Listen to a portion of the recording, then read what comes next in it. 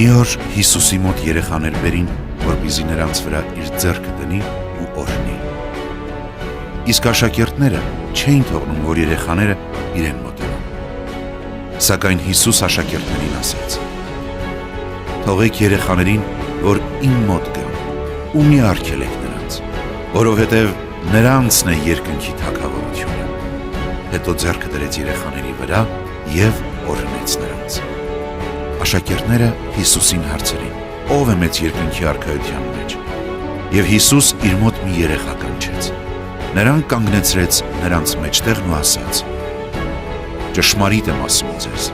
եթե դարձի չգաք ու չլինեք երեխայի նման, չեք մտնի երկնքի թագավորությունը։ Ուրեմն, ով իր անձը այս երեխայի նման խոնարհեցնի,